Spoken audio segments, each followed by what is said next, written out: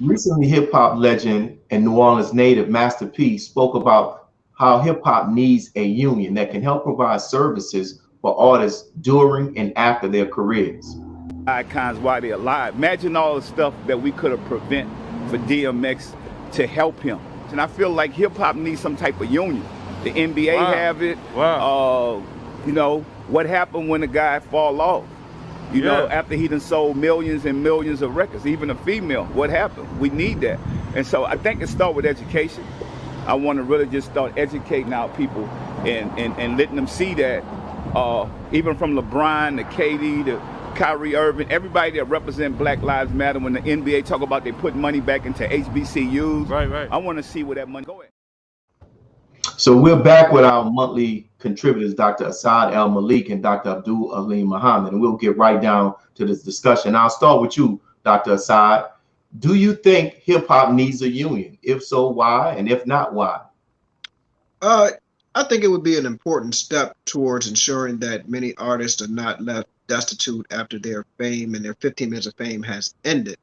But prior to that, I think what most artists need is mentorship from people like Master P, who I know has personally mentored several young artists, Kodak Black and a few other artists, to go over their contracts to ensure that they are getting at least a percentage of their masters, that they're getting the right points on each record sold or each download.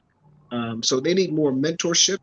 I believe a union is a good thing, but we can start with mentorship, someone that can review their contracts, someone that can help them book their own shows to remain as independent from the record label as possible, someone to make sure that they're earning the proper amount on merchandise and ticket sales. So they're small. We have great artists who have achieved great success, from the Jay-Z's to the Nas's to Lil Wayne's. These people have had their public disputes. For instance, Lil Wayne had his public dispute with his record label. He learned a lot from that experience, and he should be able to coach and mentor those who are coming behind him so that they don't have to face the same type of obstacles that he faced with his record. Yes, sir. And Dr. Abdul Haleem, what do you think? Does hip hop need a union? I think anytime that we can get better organized, we need to get organized. The Honorable Minister Louis Farrakhan points out that the number one denial objective of our oppressor is that we don't be effectively organized. So to the extent, as Dr. Asad has said, that we can have rights to our songs, distribution rights, legal assistance, retirement plans, investment and financial advice, and marketing and branding. Because many times these artists, they get money up front, more money than they've ever seen before, but they haven't really read the fine print of their contract. And if you remember Prince's protests during many of the award ceremonies where you had slave written on his face, because if you sign what they call a 360 or 360 deal, these people own your name, they own your image, they own everything about you. So I think it's very important, because if you're very careful, you can listen to many of our famous rap songs being played in fast food commercials and other commercials, and you're saying to yourself, whoa, I wonder if they're getting paid for that. And as Master Pete talked about the concept of unions, I thought about what I read in the book, How White Folks Became Rich. And it talked about how the guy Samuel Gompers, I believe, who started the unions, actually did it as a way to cut out blacks and give jobs to immigrants, right? So my question to you, Dr. Asad, and then we'll go back to Dr. Abdul Haleem, have unions benefited black people in America then and even today? Well, we know historically Black people were locked out of many unions.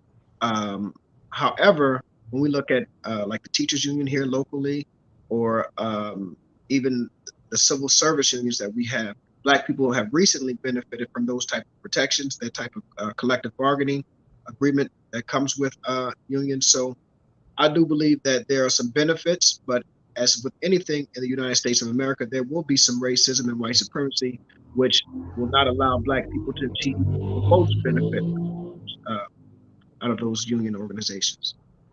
Yes, sir. Thank you. Dr. Abdul Haleem. What are your thoughts? There are three competing forces, as I've seen, say over the last 50 years.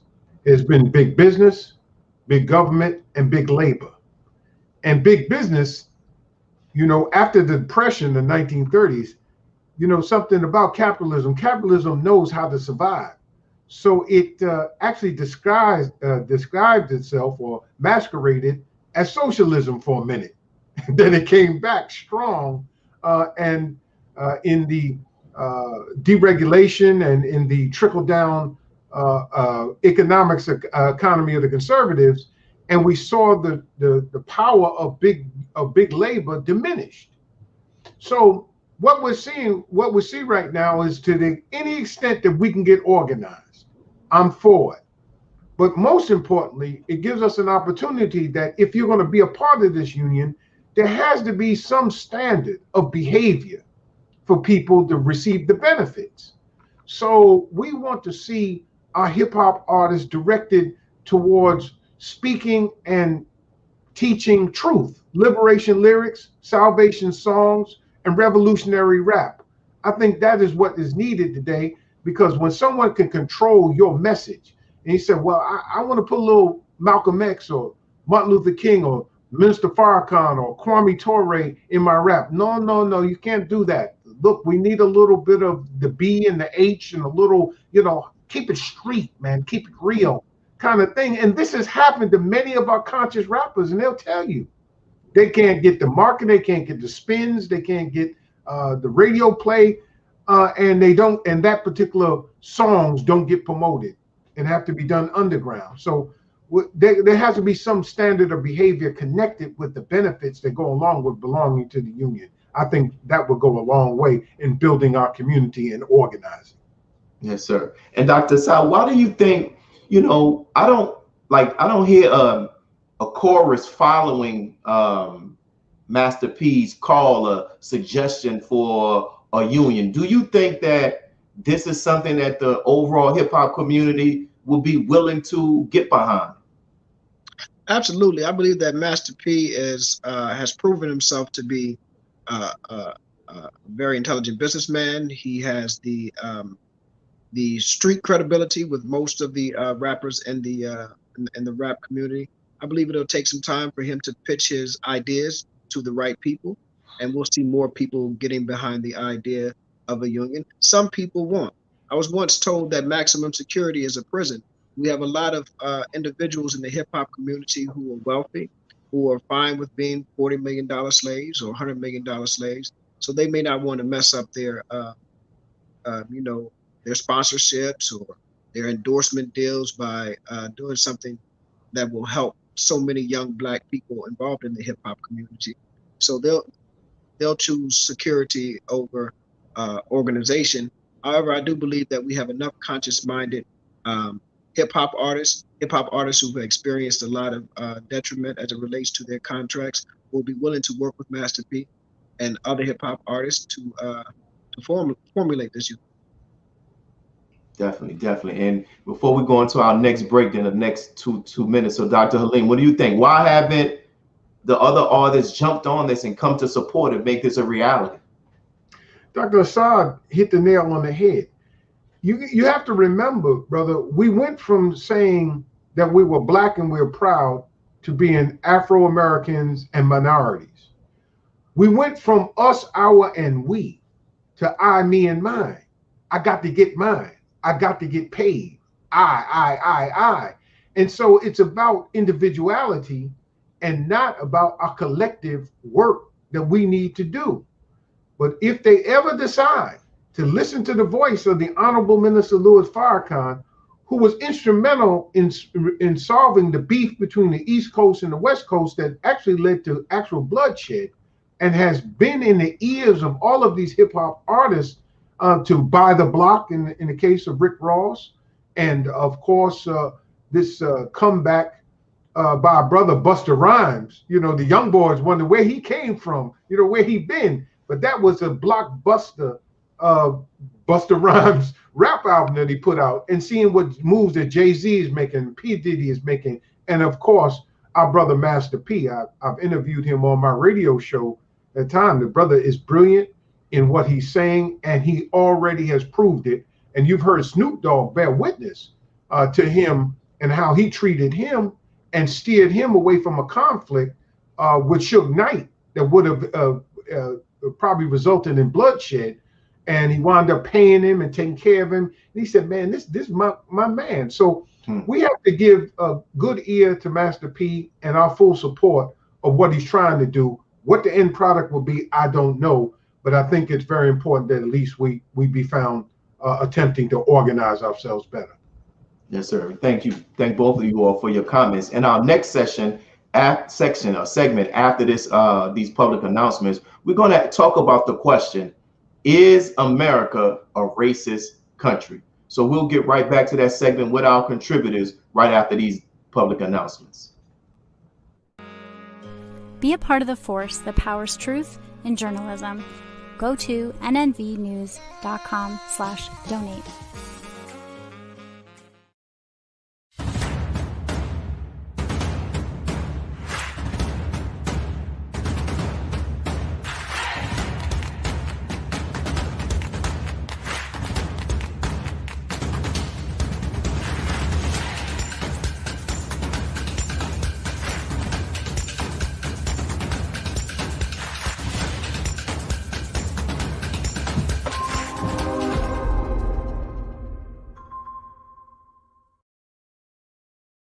Worldwide, 24 hours a day, 7 days a week. Download the Final Call Radio app and take us everywhere. On your phone, on your computer, on your tablet, on Instagram, Facebook, and Twitter. You can also log on to finalcall.com and click the Listen Live button or finalcallradio.com. Final Call Radio, the official voice of the Honorable Minister Louis Farrakhan and the Nation of Islam.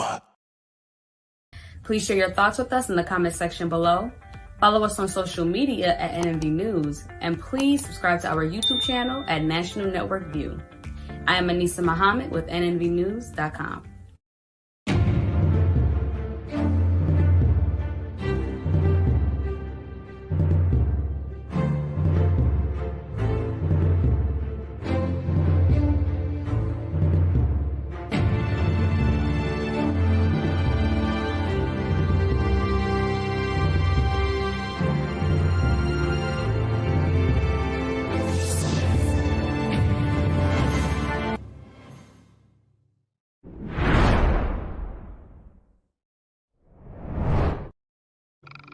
After the unofficial State of the Union by President Joe Biden, U.S. Senator Tom Scott gave the rebuttal, which sparked a backlash on social media when he said America is not a racist country. The controversy, however, did not stop there, because the next day, the Vice President Kamala Harris said during an interview that she agreed with what Tim Scott said. They were inferior. Today, kids are being taught that the color of their skin defines them again. And if they look a certain way, they're an oppressor. From colleges to corporations to our culture, people are making money and gaining power by pretending we haven't made any progress at all, by doubling down on the divisions we've worked so hard to heal. You know this stuff is wrong. Hear me clearly. America is not a racist country. It's backwards to fight discrimination. I said last night that America is not a racist country. Do you agree with that? And what do you make of his warning against fighting discrimination with more discrimination? I believe that we need to address, well, first of all, no, I don't think America is a racist country, but we also do have to speak truth about the history of racism in our country and its existence today. And I applaud the president for always having the... So let's get straight down to it, brothers. Is America a racist country? And if you say that it isn't, what's one example that you can give to show otherwise? I'll start with you, Dr. Abdul, Haleem, and then we'll go to our brother, Dr. Asad. By every indication, and I'll give you one indicator: ownership. Ownership. This country was founded by 39 white male property owners at the Constitutional Convention. It's about ownership. Now, When you look at any indicators by ownership, I don't care how many black people are in the NFL or NBA, how many of them own teams, corporations, how many of us own corporations, our businesses. Most of them, that black enterprises, are single proprietor businesses. Name me an indicator by which that does not prove that black people are on the bottom and white people are on the top. And if you don't think that America is racist, then ask the Native American. I'll close with this. Definition of racism isn't the color of your skin. It's prejudice plus power.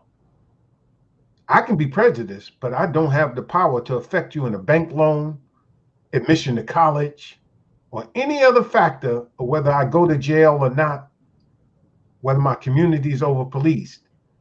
But those who have prejudice and power do exercise it, and they exercise it every day, and they're exercising it to this day. Thank you. So, Dr. Asad, is America a racist country?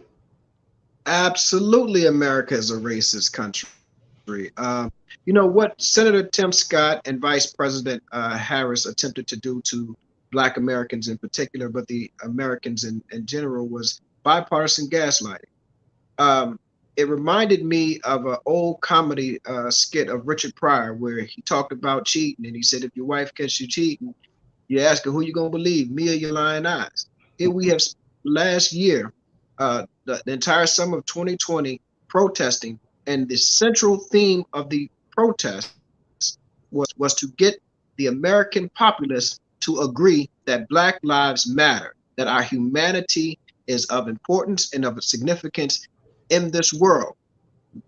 How can we argue that America is not a racist country here we are 400 years later, still trying to convince the government of the United States that our lives matter? I mean, we had from 1776 and the founding of this nation until 1865, African Americans were enslaved. That's 90 years. Another 100 years of lynching, and then another 60 years of Jim Crow. We've only had 60 years since the Civil Rights Movement and the Civil Rights Act and the Voting Rights Act, and we are still being mowed down in the streets. We are still mass incarcerated. We are still, our communities are still underfunded. We're still being redlined out of certain sections and gentrified out of other sections. I'm trying to figure out what legitimate argument can be made to say that America is not a racist country. And I'll close with this. Forrest Gump's mother said in the movie, stupid is as stupid does. Well, racism is as racism does.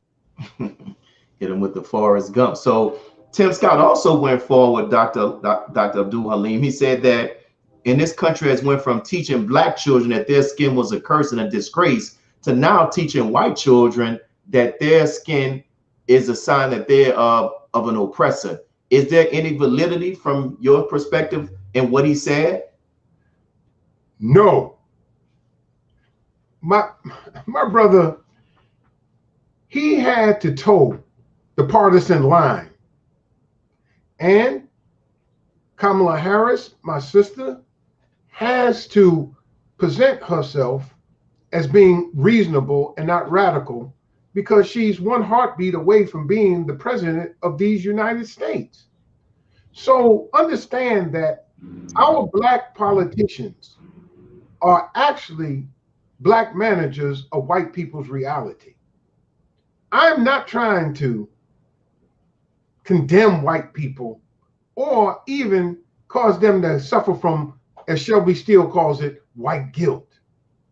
Our job as Muhammad's, as the followers of Prophet Muhammad, peace be upon him, and the modern day Muhammad, is to be plain warners and to let them know that the original sin of America is its racism and what it did in kidnapping our people and stealing the land from the indigenous people. And our job is to warn them so that they will not receive what they've earned of the wrath of God. If they repent from their sins, God will heal the land and they will have prosperity. If they do not, they will face the wrath of God for their sins.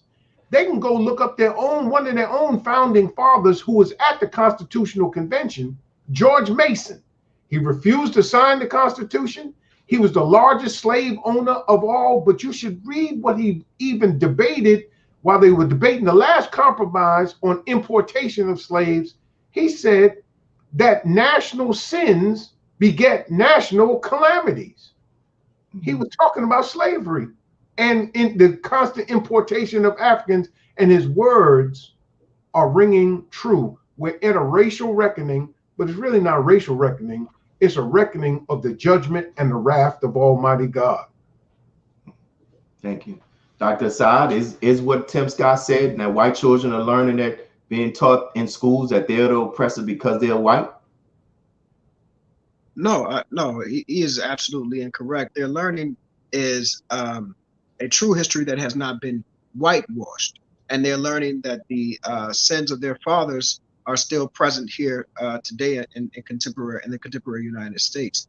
You know, Tim Scott is just proof that the plantation is portable and that others can ventriloquize white supremacy. Wow.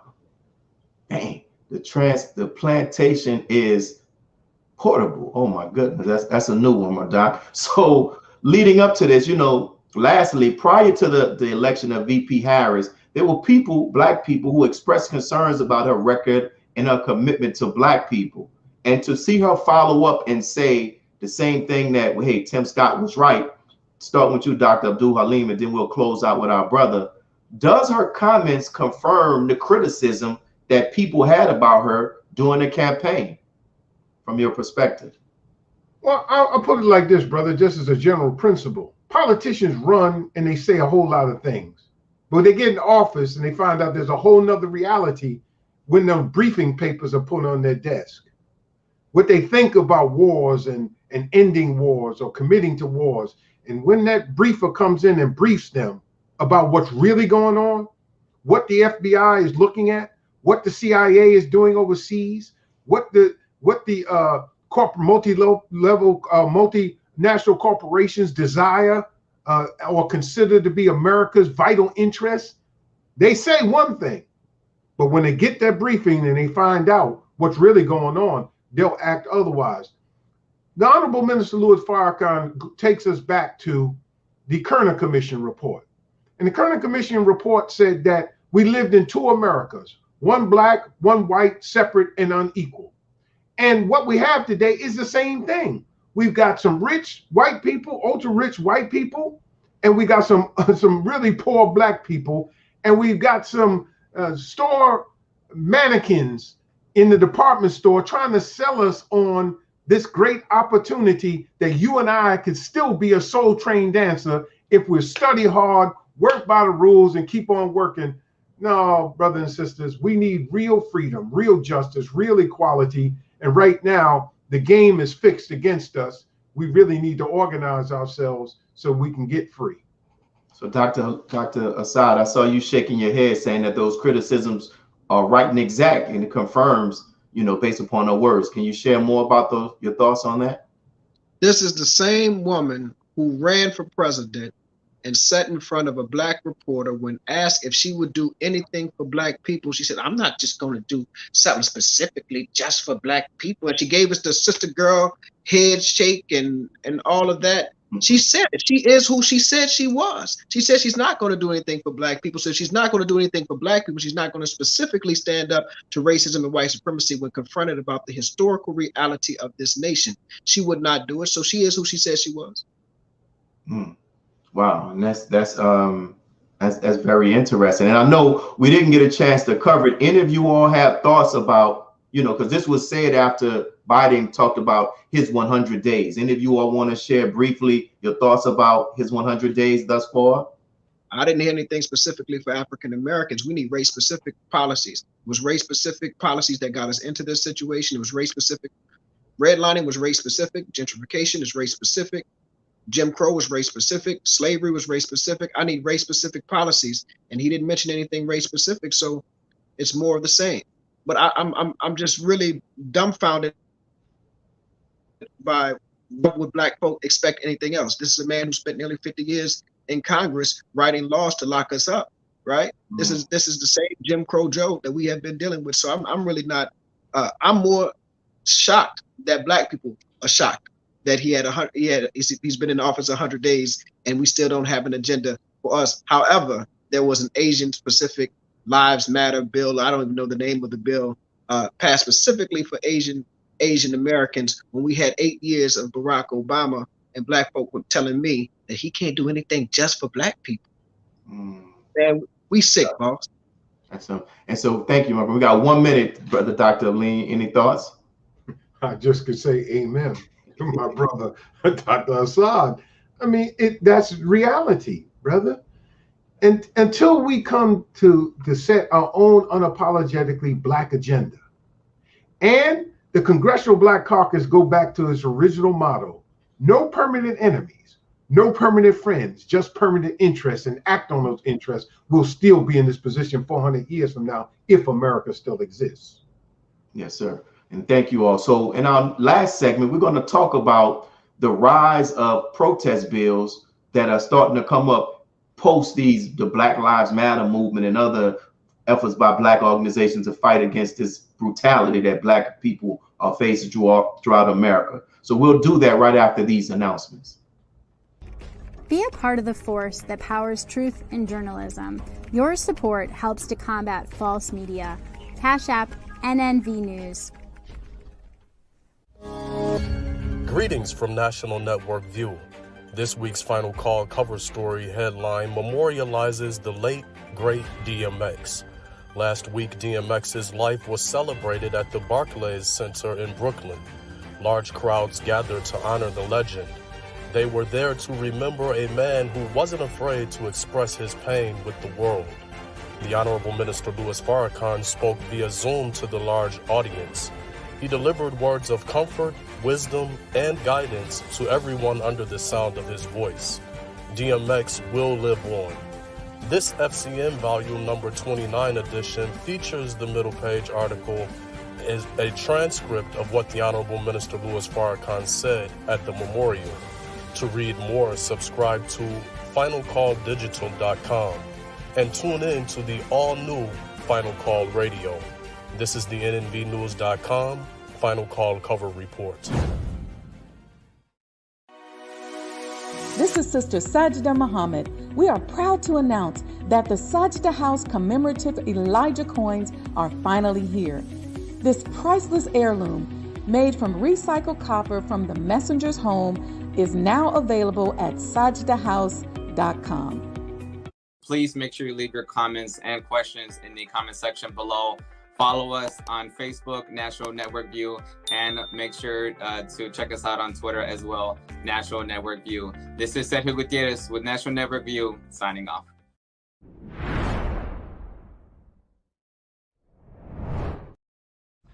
In response to the rise of public demonstrations, government officials at the state and federal level have introduced a variety of bills that target protest activity. In the aftermath of the Derek Chauvin trial, many cities are taking a closer look at policing and racial injustice, but several states are setting their sights instead on protest. In Florida on Monday, Republican Governor Ron DeSantis signed what he dubbed an anti-riot bill. Among other things, it prevents jailed protesters from bailing out until they've appeared before a judge. It ups the penalties for toppling monuments, and it makes it easier for drivers to escape liability if they hit a protester with their car. Florida's Republican House Speaker Chris Sprowls was quoted in the New York Times saying, quote, "We weren't going to allow Florida to become Seattle. We were not going to allow Florida to become Portland." So, Dr. Asad, I'll start off with you.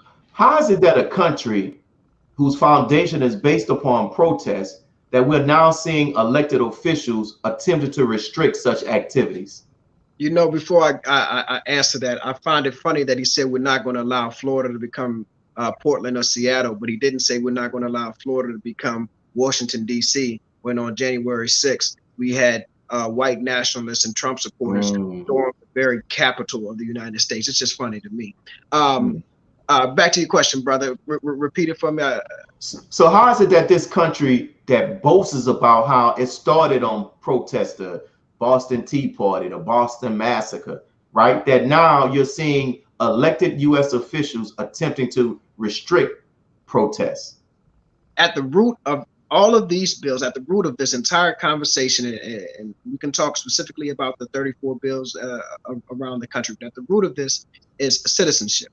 And again, I tell Black people, we are not full-fledged citizens of the United States. We are only semi-citizens, second-class citizens. So those the Boston Tea Party and our constitutional right to protest and freedom of speech and to redress our grievances with the federal government, that does not apply to Black people.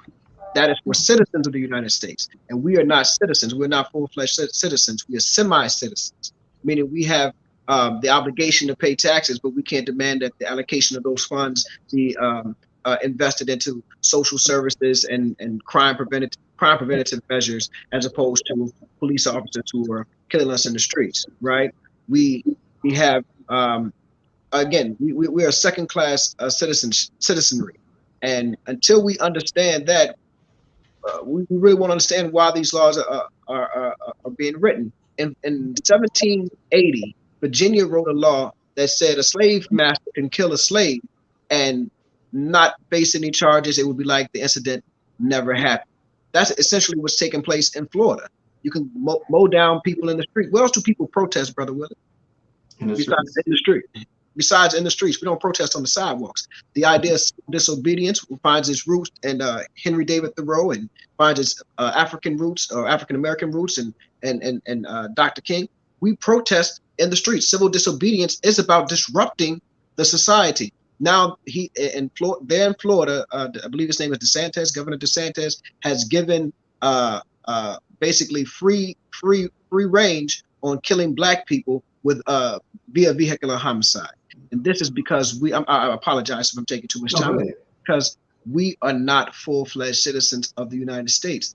Citizens don't have to worry about their right to vote every 25 years, every 30 years, every 10 years. Citizens don't have to worry about their right to protest. Our white brothers and sisters in Iowa, North Dakota, and Wyoming don't give a damn about a protest bill. They don't give a damn about a voter suppression, because they know that it is guaranteed and they are protected under the Constitution because they are citizens. We must start understanding and realizing our position as African Americans in this country, in the United States. Yes, sir. So Dr. Abdul Haleem, so are there efforts to restrict protests? Is this an indicator, a witness bearing or evidence that protests are effective? So that's why they're trying to muzzle or restrict their activities, such activities, from your perspective? Effectiveness means nothing. It's all about they want to remain in charge. Trust me, it matters not whether we're talking conservatives or liberals. White supremacy wants to be in charge, regardless. There is Father Knows Best, Ku Klux Klan conservatism, and then there's nanny state liberalism. Either one will restrict us. If we decide, we say, we want to do for self, the liberal will get upset and say, oh, after all the help I've given you. And then the Father Knows Best conservative will say, pull yourself up by your own bootstraps, even though he controls all the boots and the straps. This is a game that's fixed against us. And until we sit down and talk to one another about the option of separation, you see, we've tried integration, assimilation. We have tried all accommodation, but we have not talked about really put on the other side of the coin, flip that coin over, and talk about reparations, separations, and repatriation. When we have that serious conversation, you go back to the turn of last century and the Niagara movement and William Monroe Trotter and those who put together, and W.B. Du Bois was part of that Niagara movement. But when you look at that manifesto, and do you know that none of them joined the NAACP with W.B. Du Bois? because those whites and Jews who started the NAACP, who were the benefactors and the patrons, believed in non-economic liberalism. So until we look at Nat Turner, Denmark Vesey, David Walker, the Honorable Marcus Mosiah Garvey, Booker T. Washington, the Most Honorable Elijah Muhammad, Malcolm X, and today the Honorable Minister Louis Farrakhan on that other side, and Dr. King in the last year of his life, until we do that, we will continue to be in this position over and over again. They're going to continue to pass these laws and do what they do because Black lives don't matter. Can I, Brother Willie?